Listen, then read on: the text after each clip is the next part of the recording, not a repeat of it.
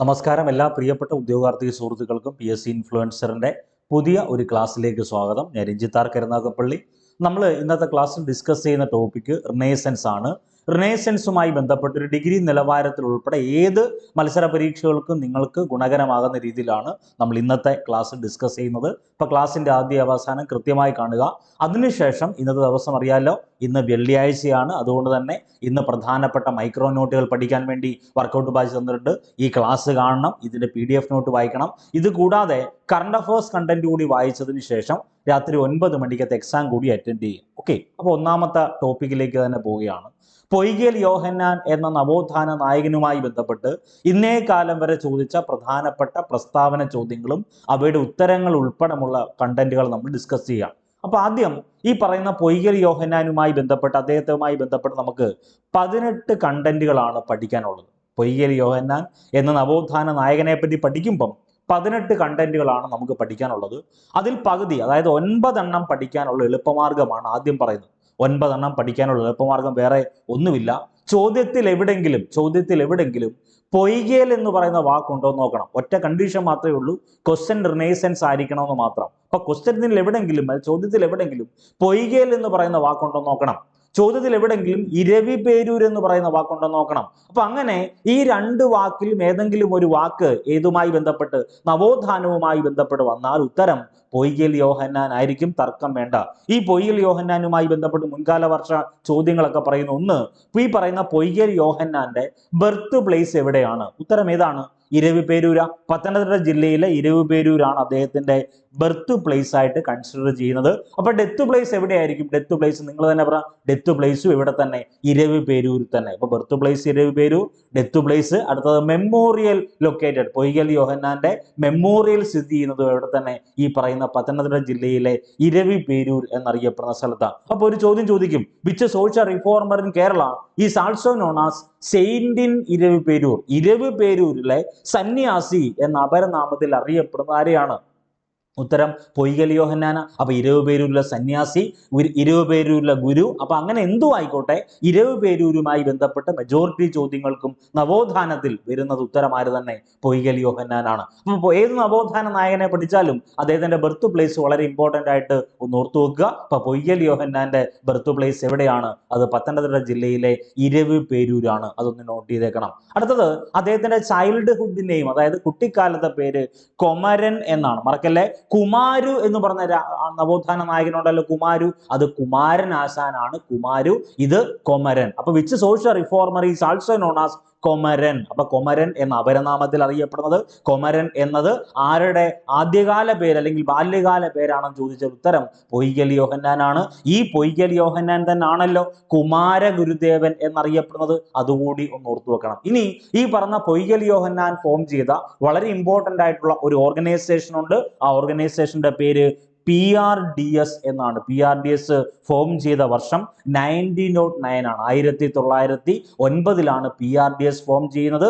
ഈ PRDSന് ഒരു head quarters ഉണ്ട്. PRDSന്റെ ഹെഡ് ക്വാർട്ടേഴ്സ് ലൊക്കേറ്റ് ചെയ്തേക്കുന്നത് പത്തനംതിട്ട ജില്ലയിലെ ഇരവിപേരൂര്. അപ്പൊ നമ്മൾ നേരത്തെ പറഞ്ഞല്ലോ, ഇരവിപേരൂരുമായി ബന്ധപ്പെട്ട് ഏറെക്കുറെ എല്ലാ ചോദ്യങ്ങൾക്കും ഉത്തരമായി വരാൻ സാധ്യതയുള്ളത് ആരാണ്? ഈ പറഞ്ഞ പൊയ്കേൽ യോഹന്നാന.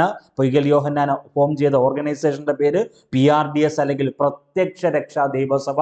ഫോം ചെയ്ത ഇയർ മറക്കല്ലേ, 1909. ഇതിന്റെ ആസ്ഥാനം എവിടെയാണ്? പത്തനംതിട്ട ജില്ലയിലെ ഇരവിപേരൂർ എന്നറിയപ്പെടുന്ന സ്ഥലത്താണ്. ഇനി ഈ പറഞ്ഞ പൊയ്കേൽ യോഹന്നാൻ ഫോം ചെയ്ത PRDS എന്നറിയപ്പെടുന്ന സംഘടനയ്ക്ക് ഒരു മൗത്ത് പീസ് ഉണ്ട്, മുഖപത്രം എന്ന അതിന്റെ മലയാള പരിഭാഷ.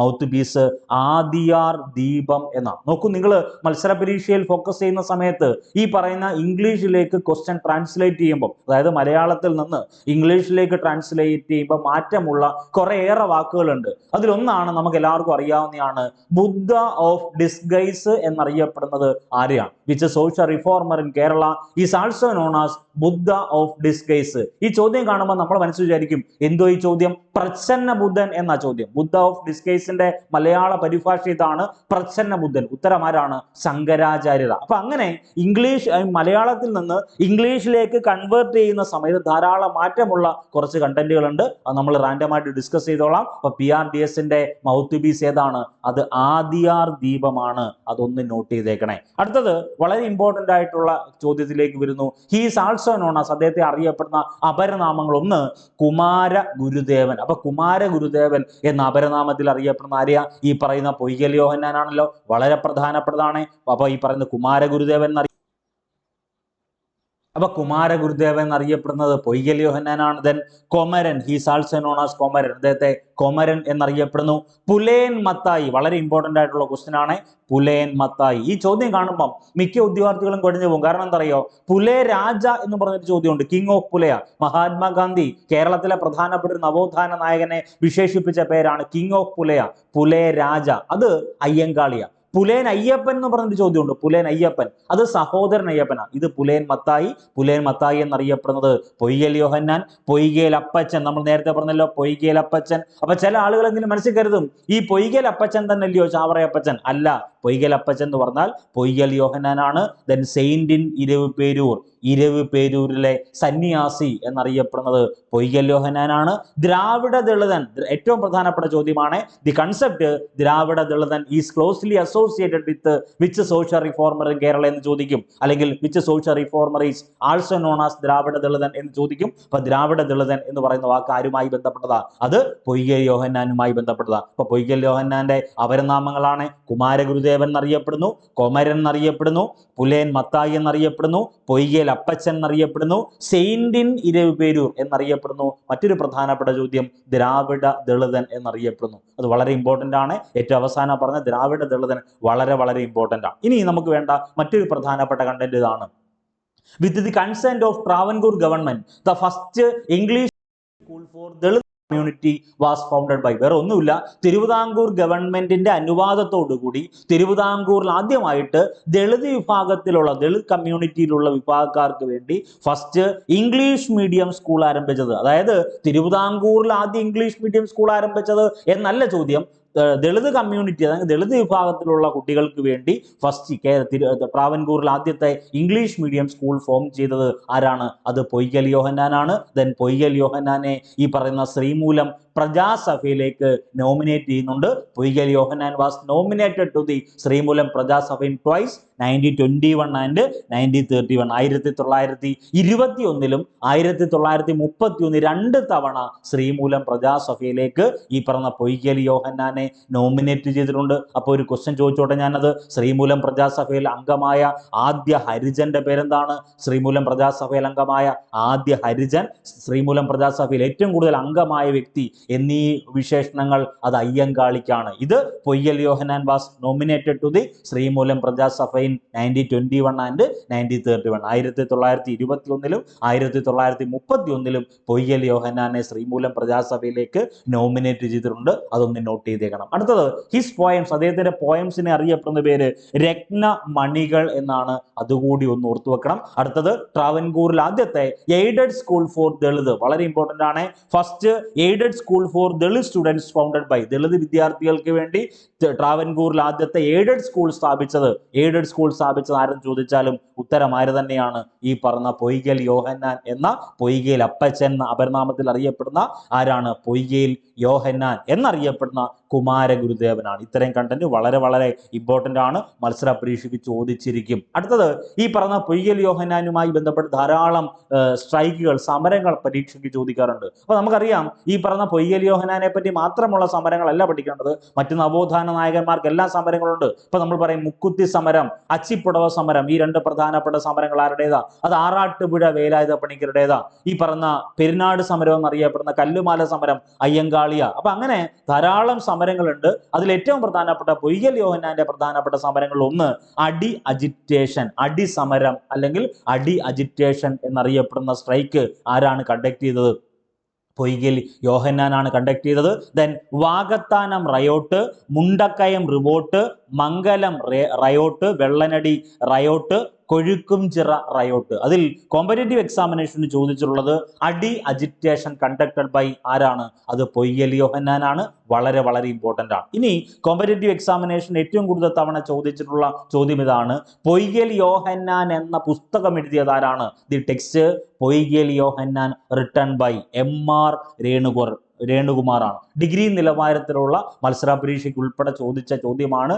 എന്താണ്? പൊയ്കേൽ യോഹന്നാൻ എന്ന പുസ്തകം എഴുതിയതാരാണ്? The text Poikayil Yohannan, written by MR Renukumar. ഇനി കോമ്പറ്റേറ്റീവ് എക്സാമിനേഷൻ ഏറ്റവും കൂടുതൽ തവണ ചോദിച്ചതും ഏറ്റവും ലേറ്റസ്റ്റ് ആയി ചോദിച്ചൊരു ചോദ്യമുണ്ട്. Kerala Napoleon, which social reformer in Kerala is also known as Kerala Napoleon? ഉത്തരം ആരാണ്? ഈ പറഞ്ഞ പൊയ്കേൽ യോഹന്നാന. പൊയ്കേൽ യോഹന്നാനെ അറിയപ്പെടുന്ന പേരാ, പൊയ്കേൽ യോഹന്നാനെ അറിയപ്പെടുന്ന പേരാണ് കേരള നെപ്പോളിയൻ. അടുത്തത് 1906 1906 അദ്ദേഹം വാകത്താനം റയോട്ട് സംഘടിപ്പിക്കുന്നു. വാകത്താന സമരം വേറെ ഒന്നുമില്ല. വാകത്താന സമരത്തിന്റെ പ്രധാനപ്പെട്ട ഒരു പശ്ചാത്തലം എന്ന് പറഞ്ഞാൽ ബൈബിൾ കത്തിക്കുന്നതുമായി ബന്ധപ്പെട്ട്, അല്ലെങ്കിൽ ബൈബിൾ കത്തിച്ചു. ഈ പറയുന്ന 1906 വാകത്താന സമരത്തിലാണ് ഈ പൊയ്കേൽ യോഹന്നാൻ ബൈബിൾ കത്തിക്കുന്നത്. വേറെ ഒന്നുമില്ല, ഈ പറയുന്ന 1906 മുന്നേ ഈ പറഞ്ഞ ബൈബിൾ എന്നറിയപ്പെടുന്ന വിശുദ്ധ ഗ്രന്ഥം വായിക്കാനുള്ള അധികാരം ക്രിസ്ത്യൻ വിഭാഗത്തിലെ സവർണ വിഭാഗക്കാർക്ക് മാത്രമേ ഉണ്ടായിരുന്നുള്ളൂ. അവർണ വിഭാഗക്കാർക്ക് ഉണ്ടായിരുന്നില്ല. അതിനെതിരെ പ്രതിഷേധം ഉയർത്തി 1906 ഈ വാകത്താന സമരത്തിൽ എന്ത് ചെയ്യുന്നു? ഈ ബൈബിൾ കത്തിച്ച നവോത്ഥാന നായകന്റെ പേരാണ് പൊയ്കേൽ യോഹന്നാൻ. അതുകൂടി ഒന്ന് നോട്ട് ചെയ്തേക്കണം. കേരള നെപ്പോളിയൻ എന്നറിയപ്പെടുന്ന ആരെയാണ്? അത് പൊയ്കേൽ യോഹന്നാനാണ്. ക്ലിയർ ആണെന്ന് വിശ്വസിക്കുന്നു. അടുത്ത വളരെ ഇമ്പോർട്ടന്റ് ആയിട്ടുള്ള ചോദ്യത്തിലേക്ക് വരുന്നു. കേരള PSC കോമ്പറ്റേറ്റീവ് എക്സാമിനേഷൻ ചോദിക്കുന്ന 3 അപരനാമങ്ങൾ നമ്മളെ കുഴപ്പിച്ച് കളയും. ഒന്ന് പുലേ രാജ, അത് അയ്യങ്കാളിയാണ്.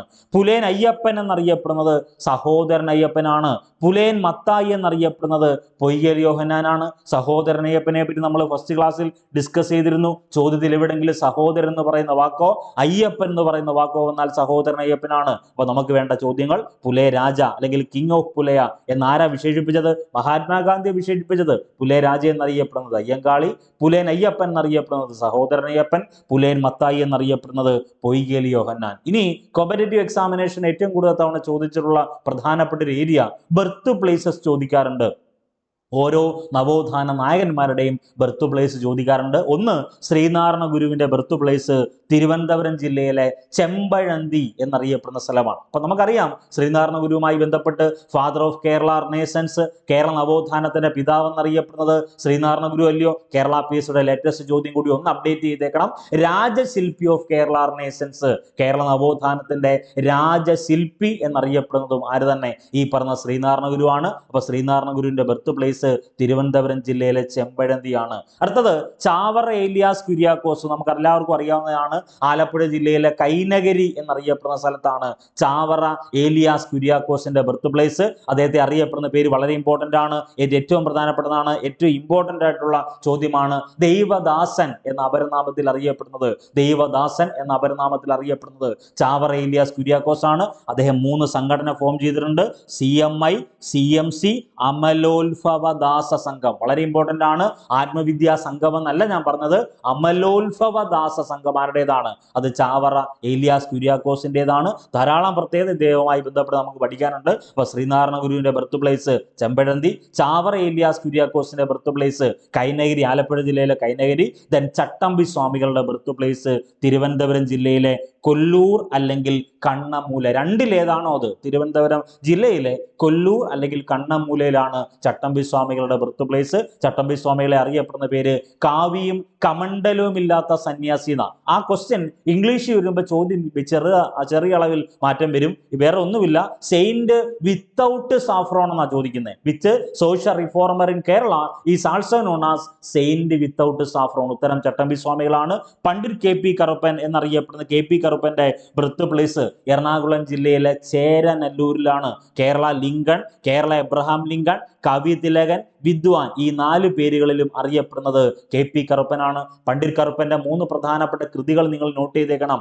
ജാതിക്കുമ്മി, ഉദ്യാന വിരുന്ന്, ബാലകലേശം. ഈ 3 കൃതികളും പണ്ഡിറ്റ് കറുപ്പന്റേതാണ്. അതൊന്ന് നോട്ട് ചെയ്തേക്കണേ. ദെൻ കുമാരനാശാന്റെ ബർത്ത് പ്ലേസ് തിരുവനന്തപുരം ജില്ലയിലെ കായിക്കര എന്നറിയപ്പെടുന്ന സ്ഥലത്താണ് കുമാരനാശാന്റെ ജന്മസ്ഥലം. ദെൻ അയ്യങ്കാളിയുടെ ജന്മസ്ഥലം തിരുവനന്തപുരം ജില്ലയിലെ വെങ്ങാനൂരിലാണ് അയ്യങ്കാളിയുടെ ജന്മസ്ഥലം. ഡോക്ടർ പൽപ്പുവിന്റെ ജന്മസ്ഥലം പേട്ടയാണ്. തിരുവനന്തപുരം ജില്ലയിലെ പേട്ട എന്നറിയപ്പെടുന്ന സ്ഥലമാണ്. അപ്പൊ അത് പഠിക്കാൻ ഒരു ലോജിക്കെങ്കിലും ഓർത്തു വെക്കുക.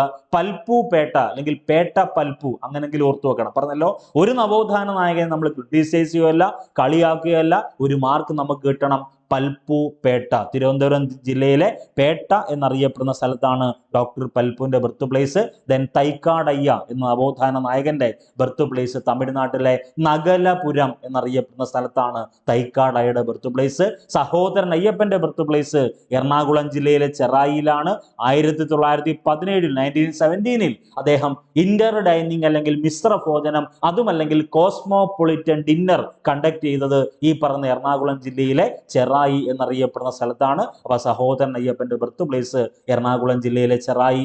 AK ഗോപാലിന്റെ ബർത്ത് പ്ലേസ് നമുക്ക് എല്ലാവർക്കും അറിയാവുന്നതാണ്, പാവങ്ങളുടെ പടത്തലവൻ എന്നറിയപ്പെടുന്നത് AK ഗോപാലിനാണ്. ചോദ്യം ഇംഗ്ലീഷ് വരുമ്പോൾ ചെറിയ വ്യത്യാസമുണ്ട്. Which social reformer in Kerala is also known as crusader and downtrodden. Crusader and downtrodden, പാവങ്ങളുടെ പടത്തലവൻ ആ ചോദ്യം. ഉത്തരം AK ഗോപാലിനാണ്. കണ്ണൂർ ജില്ലയിലെ പെരളശ്ശേരിയാണ് AK ഗോപാലിന്റെ ബർത്ത് പ്ലേസ്. ദെൻ ഇപ്പൊ പറഞ്ഞതേ ഉള്ളൂ പൊയ്യൽ യോഹന്നാന്റെ ബർത്ത് പ്ലേസ് പത്തനംതിട്ട ജില്ലയിലെ ഇരവിപേരൂർ എന്നറിയപ്പെടുന്ന സ്ഥലത്താണ്. മന്നത്ത് പത്മനാഭൻ നമുക്ക് എല്ലാവർക്കും അറിയാം, ഭാരത കേസരി എന്നറിയപ്പെടുന്ന നവോത്ഥാന നായകൻ മന്നത്ത് പത്മനാഭനാണ്.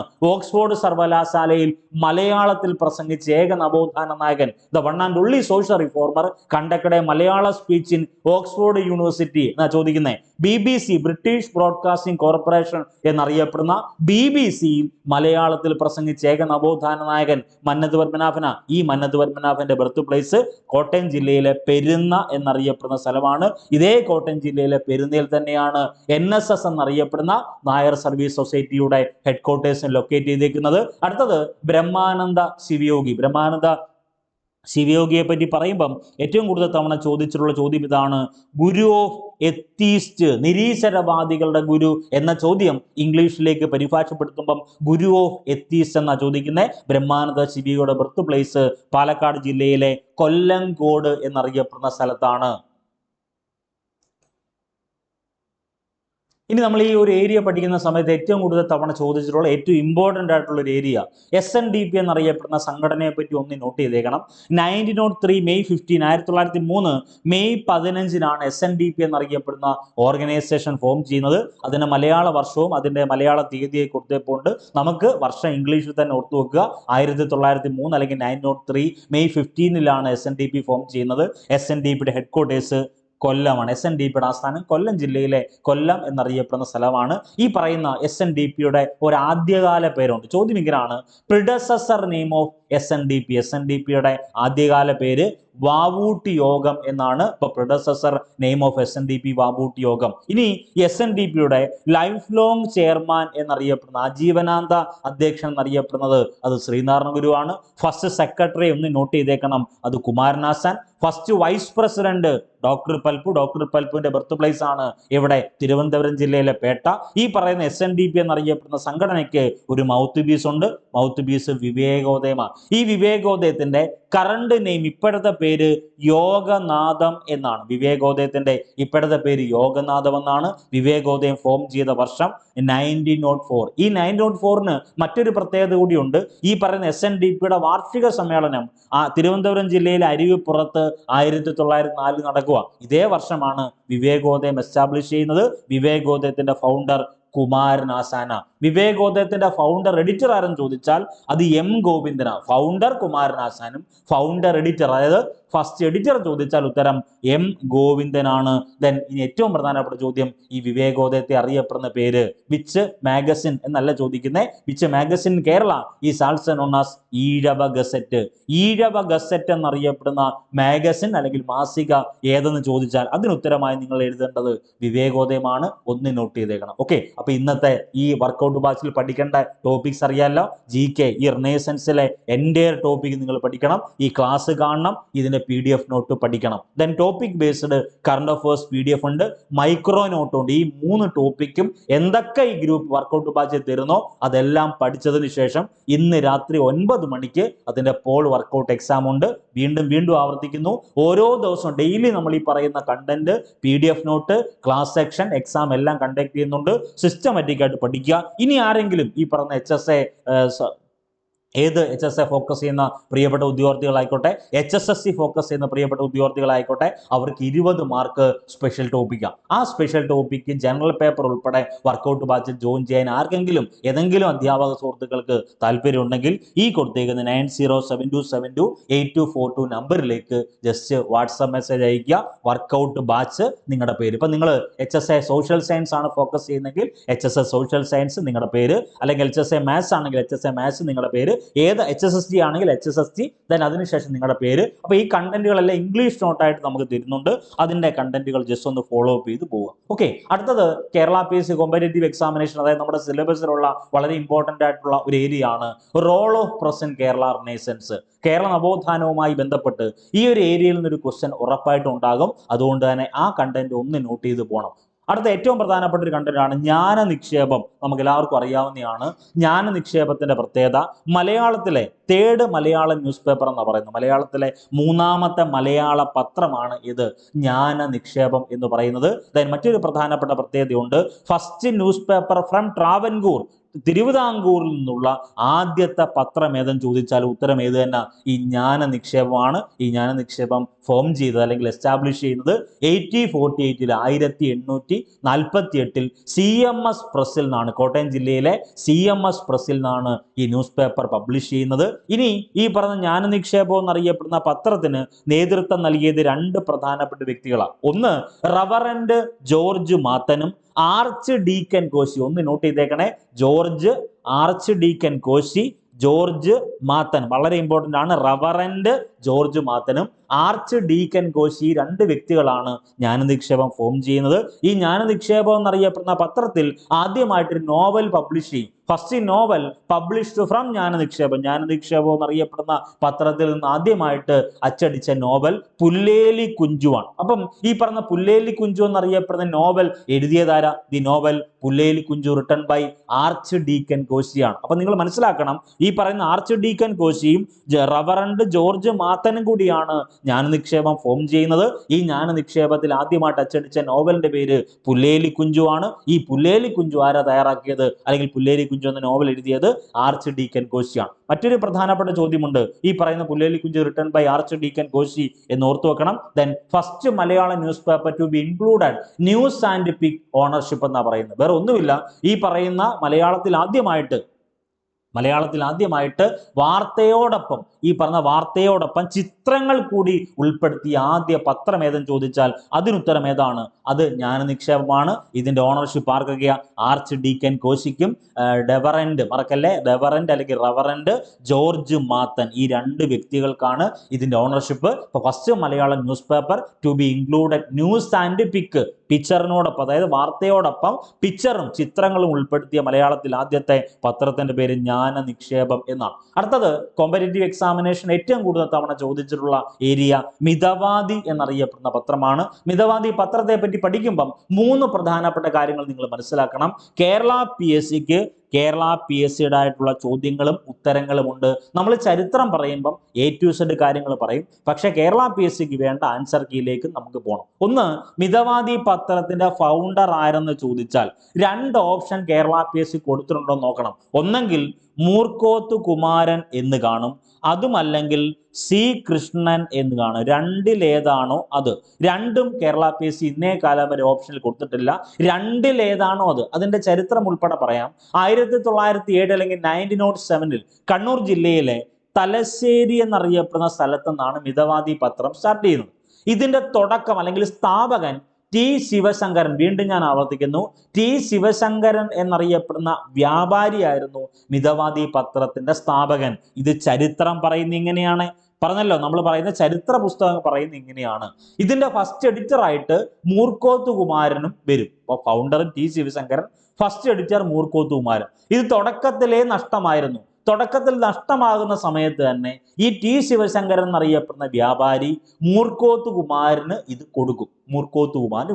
അപ്പൊ ഈ പറയുന്ന മൂർക്കോത്ത് കുമാരൻ അതിന്റെ ഓണർഷിപ്പ് എടുക്കും, എഡിറ്റർഷിപ്പ് എടുക്കും. ദെൻ അതിനുശേഷം തലശ്ശേരിയിൽ നിന്ന് വീണ്ടും സ്റ്റാർട്ട് ചെയ്യും. പിന്നീട് ഈ പറയുന്ന ഏകദേശം 1913 അല്ലെങ്കിൽ 1913 സമയത്ത് 1913 ഈ പറയുന്ന സി കൃഷ്ണൻ എന്ന നവോത്ഥാന നായകൻ ഈ പത്രം ഏറ്റെടുക്കും. 1913 1913 ഈ പറയുന്ന മിതവാദി എന്നറിയപ്പെടുന്ന പത്രത്തിന്റെ ഓണർഷിപ്പ് സി കൃഷ്ണൻ എന്നറിയപ്പെടുന്ന നവോത്ഥാന നായകൻ ഏറ്റെടുത്തതിന് ശേഷം 1917 1917 റഷ്യൻ വിപ്ലവം ഉണ്ടല്ലോ, ഈ റഷ്യൻ വിപ്ലവത്തിന് സപ്പോർട്ട് കൊടുക്കും. അങ്ങനെ ധാരാളം കാര്യങ്ങളിൽ ഇദ്ദേഹം ഈ പറയുന്ന സി കൃഷ്ണൻ എന്ന നവോത്ഥാന നായകൻ ഇൻവോൾവ് ആവും. ഏതിന്റെ സഹായത്തോടു കൂടി? മിതവാദി പത്രത്തിന്റെ സഹായത്തോടു കൂടി. അതുകൊണ്ടാണ് which social reformer Kerala is also known as Mithavadi. Mithavadi എന്ന അപരനാമത്തിൽ അറിയപ്പെടുന്ന ആരെയാ? അത് സി കൃഷ്ണൻ. അത് എന്തുകൊണ്ടാണ് ചോദിച്ചാൽ ഇതാണ് കണ്ടന്റ്. ഞാൻ വീണ്ടും ആവർത്തിക്കുന്നു, ഇത് ചരിത്രം. കേരള PSCക്ക് വേണ്ട ആൻസർ ഞാൻ പറയുന്നുണ്ട്.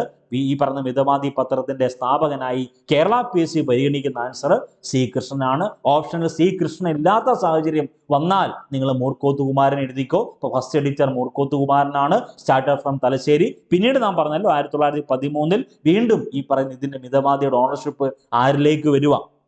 സി കൃഷ്ണനിലേക്ക് വരുവാണ്. പിന്നെ നമുക്ക് വേണ്ട വളരെ ഇമ്പോർട്ടൻ്റ് ആയിട്ടുള്ള ഒരു ചോദ്യം, ബൈബിൾ ഓഫ് തിയാസ്, തീയരുടെ ബൈബിൾ എന്നറിയപ്പെടുന്നത് വളരെ ഇമ്പോർട്ടൻ്റ് ആണ്.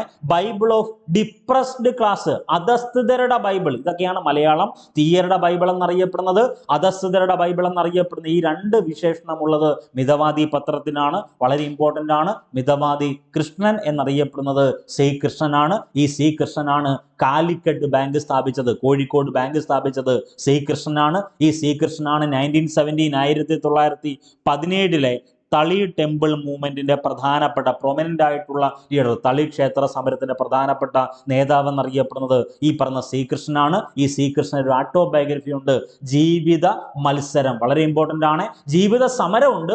ജീവിത സമരം സി കേശവന്റെയും ജീവിത മത്സരം ആരുടേതാ? അത് സി കൃഷ്ണന്റേതാ. അടുത്തത് the one and only Malayalam newspaper make a support to Russian revolution. Russian വിപ്ലവത്തിന് പിന്തുണ പ്രഖ്യാപിച്ച ഏക മലയാള പത്രം ഏതാണ്? അത് മിതവാദിയാണ്. 1917 റഷ്യൻ വിപ്ലവം. അപ്പൊ റഷ്യൻ വിപ്ലവത്തിന് പിന്തുണ പ്രഖ്യാപിച്ച മലയാള പത്രം ഏതാണ്? അത് മിതവാദി. ഈ പറഞ്ഞ മിതവാദിയിലാണ് 1907 1907 വീണപ്പൂവ് ആദ്യമായി പ്രസിദ്ധീകരിച്ചത്. കുമാരനാശാന്റേതാണല്ലോ വീണപ്പൂവ്. ആ വീണപ്പൂവ് ആദ്യമായിട്ട് പ്രസിദ്ധീകരിച്ചത് എവിടെയാ? അത് മിതവാദി എന്നറിയപ്പെടുന്ന പത്രത്തിലാണ്. ഇത്രയും കാര്യങ്ങൾ വളരെ ഇമ്പോർട്ടൻ്റ് ആയിട്ട് പഠിച്ചിരിക്കണം. പറഞ്ഞല്ലോ, എഴുതാൻ പോകുന്ന ഏത് മത്സര പരീക്ഷ ആയിക്കോട്ടെ, അത് LGS നിലവാരമായിക്കോട്ടെ, LDC നിലവാരമായിക്കോട്ടെ, ഡിഗ്രി നിലവാരമായിക്കോട്ടെ, HSA ആയിക്കോട്ടെ, HSSC ആയിക്കോട്ടെ, ഈ കണ്ടന്റുകളെല്ലാം എല്ലാ പരീക്ഷയ്ക്കും നിങ്ങൾക്ക് യൂസ്ഫുൾ ആവും. അപ്പോൾ വരാൻ പോകുന്ന മുഴുവൻ പരീക്ഷകളിലും ഉന്നത റാങ്ക് നിങ്ങൾക്ക് ഉണ്ടാകട്ടെ എന്ന് ആത്മാർത്ഥമായി പ്രാർത്ഥിക്കുന്നു. ഈ PDF നോട്ട് വായിക്കണം. ഇതിന്റെ ഈ വർക്കൗട്ട് ബാച്ചിൽ എന്തൊക്കെ നമ്മൾ തരുന്നോ അതെല്ലാം ഇന്ന് കൃത്യമായിട്ട് പഠിക്കണം. രാത്രി 9 മണിക്ക് എക്സാമും അറ്റൻഡ് ചെയ്യണം. അപ്പോൾ എല്ലാവർക്കും എല്ലാവിധ ആശംസകളും നേരുന്നു. All the best.